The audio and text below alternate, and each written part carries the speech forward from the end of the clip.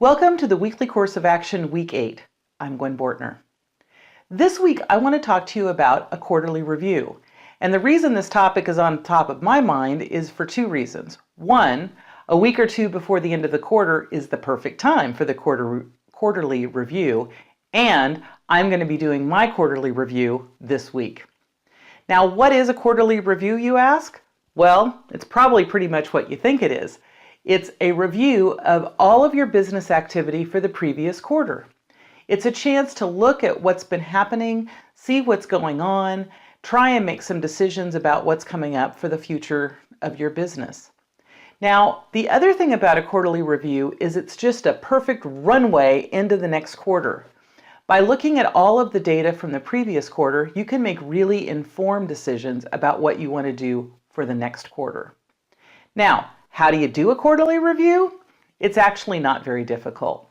The first thing you want to do is block out some time. I generally block 2 to 4 hours for each of my quarterly reviews. And during that time, no phone, no email, none of those distractions, just focus. The things you want to focus on are your numbers for your business, your sales, your finances, all of those kinds of things, and comparing them to what you projected or what your goals were for that same time period. It's also a time to look at your projects and see how far along are you on the projects that you were trying to do during this quarter. Are you on schedule? Are you falling behind? Are you ahead of schedule? All of those things are really important pieces of data. Now, also during the quarterly review, I do a SWOT analysis. Most of you are probably familiar with that term, SWOT analysis, but if you aren't, SWOT stands for S, strengths, W, weakness, O, opportunity, and T, threats. And for each of those, I spend a little time answering what are, fill in the blank.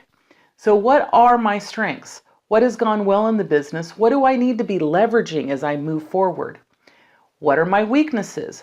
What are things that I need to change or get some help with because they're not going nearly as well as I'd hope?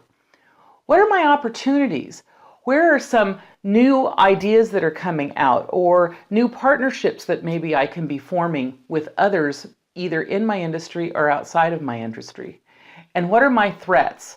What's preventing me from reaching my goals and doing the things that I really want to try and accomplish within my business? I take all of that information and I start pondering it for the next few weeks before I set my goals, which is what I'm going to start talking about next week. So what your call to action for this week is to first schedule time for your review. Now, that, like I said, should be 2 to 4 hours. And if you put it on the calendar, it's more likely that it's going to get done. Your second call to action is after you've done your review, if you have questions or issues or problems that you're just not sure how to solve, but you think we might be able to address during a weekly course of action, just hit reply to this email and send them. That gives me great information that I can provide, and I am happy to address it in a future weekly course of action. So I look forward to talking to you about goals next week on the Weekly Course of Action. We'll see you then.